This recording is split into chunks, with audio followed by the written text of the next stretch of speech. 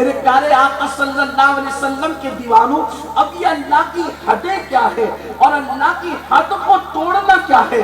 اللہ کی حد یہ ہے کہ اللہ نے جس کو حلال کر دیا اس کو حلال جانو اور اتنا ہی استعمال کرو، اور اللہ نے جس کو حرام کر دیا اس کو حرام جان کر اس سے بچنے کی کوشش کرو۔ یہ اللہ کی حد ہے۔ آپ نے ہندوستان کے محاورے میں سنا ہوگا، حالانکہ ملانے کے لیے نہیں کہہ رہا ہوں، صرف سمجھانے کے لیے کہہ رہا ہوں کہ ایک لکشمن ریکھا ہوتی ہے، سمجھانے کے لیے صرف ہندوستان کا محاورہ ہے۔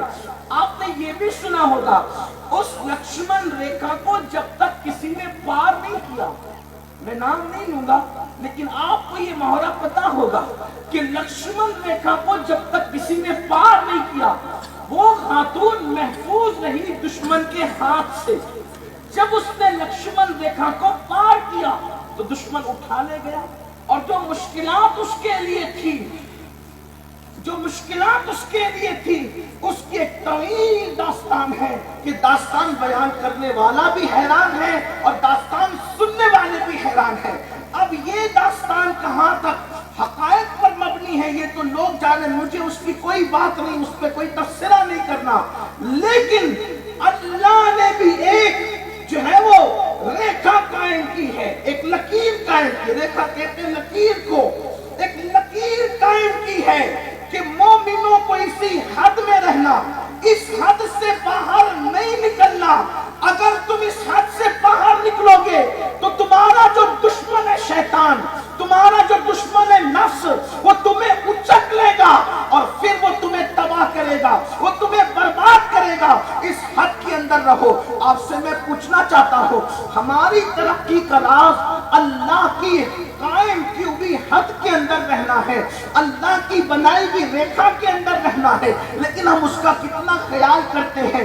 اسی حد کو توڑنے کا نام گناہ ہے، اسی ریکھا کو پار کرنے کا نام گناہ ہے۔ اب آج کے میں آپ کو بتاؤں میرے پیارے آقا صلی اللہ علیہ وآلہ وسلم کے دیوانوں، آج پوری دنیا کے اندر دیکھیے گا میری بات، اگر میں وقت رہا تو آخری تک اپنی بات کر سکوں گا تاکہ آپ یہ بات سمجھ سکیں۔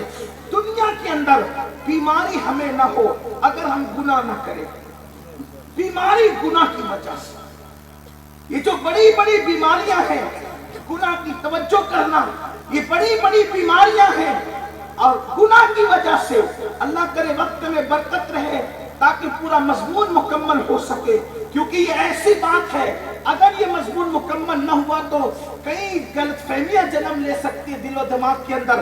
جتنی بیماریاں ہیں بڑی بڑی گناہوں کی وجہ سے، کثرت اموات گناہوں کی وجہ سے، اسی طریقے سے بیٹے کا باپ کے ساتھ بغاوت کرنا گناہوں کی وجہ سے، باپ کے دل سے بیٹے کی وہ محبت کا نکل جانا جو کربلا میں امام حسین کے دل میں حضرت علی اکبر کے حوالے سے ہم دیکھتے ہیں، یہ گناہوں کی وجہ سے ہے کہ باپ بیٹے کے درمیان وہ محبت نہ رہی، میاں بیوی کے درمیان پیار کا نکل جانا یہ گناہوں کی وجہ سے ہے۔ حتیٰ کہ میرے پیارے آقا صلی اللہ علیہ وآلہ وسلم کے پیارے دیوانوں اور میری قوم کے جوانوں، مکرانہ کے غجور اور باغیرت مسلمانوں، ذرا غور تو کرو۔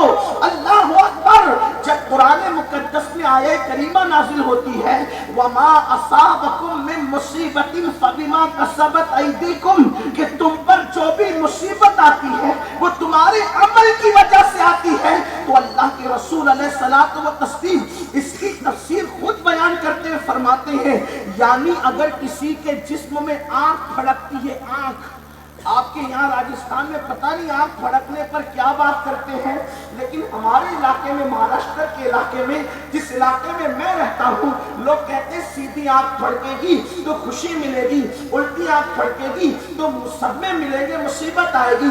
لیکن اللہ اکبر، مصطفیٰ کریم رؤوف الرحیم صلی اللہ علیہ وآلہ وسلم فرماتے ہیں، حدیث پاک کا مفہوم ہے، تمہاری جو رگ پھڑکتی ہے وہ تمہارے گناہوں کی وجہ سے، جو تمہارے جسم کے حصے پھڑکتے ہیں وہ تمہارے گناہوں کی وجہ سے، حتیٰ کہ جب تم چلتے چلتے لڑکھڑا جاتے ہو وہ گناہوں کی وجہ سے، تمہیں ٹھوکر لگتی ہے گناہوں کی وجہ سے۔ میرے پیارے آقا علیہ الصلوۃ والتسلیم کے پیارے دیوانوں، جو تم ذہنی دباؤ اور ٹینشن کا شکار ہوتے ہو وہ گناہوں کی وجہ سے۔ آپ حیران ہوں گے کیا یہ گناہ ہم تو یہی سوچتے رہے کہ گناہ کریں گے تو قیامت میں عذاب ہوگا اور جہنم کا عذاب ہوگا. سن لو اپنے دل و دماغ کے اندر یہ فکر لے کر بیٹھنے والوں کہ قیامت کے دن ہی تمہارے گناہوں پر عذاب ہوگا. نہیں، بلکہ میرا اللہ فرماتا ہے کہ ہم دنیا میں تمہیں عذاب کی جھلکیاں دیں گے تاکہ مجرموں کو پتا چلے جب جھلکیوں کا یہ عالم ہے تو حقیقت عذاب کا عالم کیا ہوگا. اس لیے دنیا ہی سے سزا کی جھلکیاں شروع ہو جاتی. اس کا مطلب اگر ہم گناہ نہ کریں تو ہماری آنکھ نہ پھڑکے، آنکھ نہیں پھڑک سکتی، ہم چلتے چلتے لڑکھڑا نہیں سکتے. اور داتا صاحب رحمت اللہ علیہ تو یہاں تک فرماتے جاتا علی حجویری رحمت اللہ علیہ کہ میرے مرشد نے مجھ سے کہا بیٹا اگر انسان گناہ نہ کرے تو اس کے کپڑے بھی کبھی میلے نہیں ہوں گے. گناہ کو لوگ سمجھتے کیا ہے اور پھر سماج کے اندر گناہ گناہ اور گناہ. کتنے گناہوں کا تذکرہ کیا جائے، وقت نہیں، اور نہ میں اس وقت گناہوں کا تذکرہ کرنا چاہتا ہوں. میں صرف یہ عرض کرنا چاہتا ہوں کہ گناہ کوئی بھی ہو، کوئی گناہ ہو، کوئی، جہاں گناہ ہے وہاں فنا ہے. سیدنا فاروق اعظم رضی اللہ تعالیٰ عنہ فرماتے لوگ چھوٹے بڑے گناہوں کی تخصیص کرتے، مجھے تو بس اتنا سمجھتا ہے کہ جو گناہ کرتا ہے اللہ اس سے ناراض ہو جاتا ہے اور رسول اللہ کا دل اس سے دکھ جاتا ہے. اب اگر انسان کو اس کے گناہ پر کوئی سزا نہ بھی دی جائے تو اللہ کی ناراضگی سے بڑھ کر کون سی سزا ہے؟ رسول اللہ کے دل کے دکھنے سے بڑھ کر کون سی سزا ہے؟ تو میرے آقا صلی اللہ علیہ وسلم کے دیوانوں، انسان کوئی گناہ کرے، یہ ٹھوکروں کا لگنا، یہ لڑکھڑانا، یہ آنکھوں کا پھڑکنا. اور اب اس کے بعد علامہ گفتگو کر رہے تھے، ذرا میں مشکات شریف کے حوالے سے علامہ کی گفتگو سے فیض حاصل کرتے بات اور عرض کروں. اللہ کے حبیب مصطفیٰ جان رحمت صلی اللہ علیہ وآلہ وسلم فرماتے ہیں، مشکات شریف کی حدیث ہے جس کو اپنے الفاظ کے جامع میں اس کا مفہوم پیش کر رہا ہوں، کہ اللہ کے حبیب غیب نبی صلی اللہ علیہ وآلہ وسلم فرماتے ہیں کہ میرے اللہ نے فرمایا کہ میں بادشاہوں کا بادشاہ ہوں. اللہ فرماتا ہے میں بادشاہوں کا بادشاہ ہوں. میں اپنے لوگوں کو کبھی نہیں کہتا کہ میری بات کو سبحان اللہ کہ میری عادت نہیں، اس لیے کہ میں جو ہے غیرت عشق کے خلاف سمجھتا ہوں، لیکن اللہ اپنی تعریف خود بیان کر رہا ہے تو ایک بار آپ اللہ کی تعریف بھی بیان کر دیں. اللہ فرماتا ہے کہ میں بادشاہوں کا بادشاہ ہوں.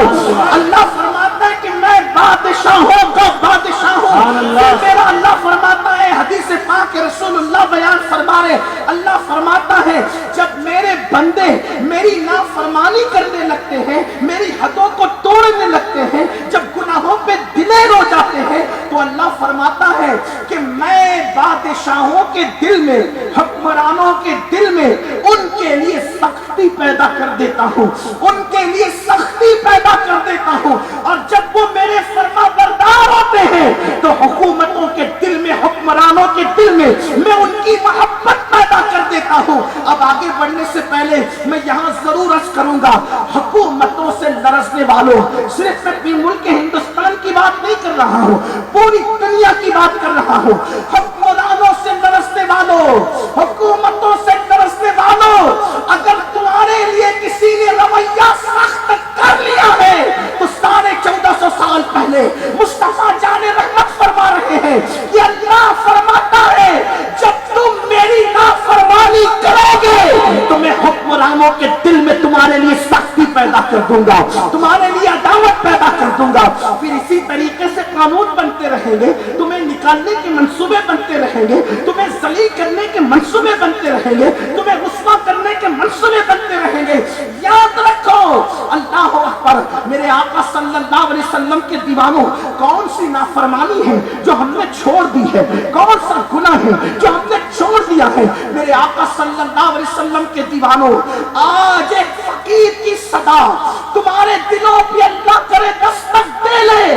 نیند سے اٹھنے سے لے کر سونے تک ہم تو گناہ ہی کرتے رہتے ہیں، ہم تو جرائم ہی کرتے رہتے ہیں. نیند سے اٹھے تو گناہ کرتے کرتے، سوئے گناہ کرتے کرتے آپ دیکھو مسلم معاشرے میں شراب موجود، مسلم معاشرے میں زنا موجود، مسلم معاشرے میں عیاشی موجود، مسلم معاشرے میں بد نظری موجود، مسلم معاشرے میں پاپ موجود، مسلم معاشرے میں حرام کھانا موجود، مسلم معاشرے کے اندر جھوٹ بولنا موجود. یہ ساری چیزیں سب مسلمان ایسے میں یہ نہیں کہتا، سارے ایسے یہ نہیں کہتا، لیکن اللہ اکبر میرے آقا علیہ الصلوۃ والتسلیم نے فرمایا جس نے نماز چھوڑ دی اس نے کافروں جیسا کام کیا. فرمایا میرے آقا علیہ السلام نے یہ حدیث مبارکہ کے مفاہیم پیش کر رہا ہوں. فرمایا جس نے نماز چھوڑ دی وہ کافروں جیسا کام کر رہا ہے. فرمایا جو جھوٹ بولے وہ مومن نہیں ہو سکتا، کیونکہ جھوٹ تو منافق بولتے ہیں، جو وعدہ خلافی کرے وہ منافق ہے. آپ سے پوچھتا ہوں کتنی مرتبہ وعدہ خلافی ہوتی ہے؟ اللہ اکبر. بلکہ مسلمانوں کا تو گناہوں پہ دلیر ہونے کا عالم یہ ہے کہ اللہ کی رضا کچھ نہیں، معاذ اللہ سب کچھ انسان کی خوشی ہو گئی. زبان نہیں کہہ رہی، عمل کہہ رہا.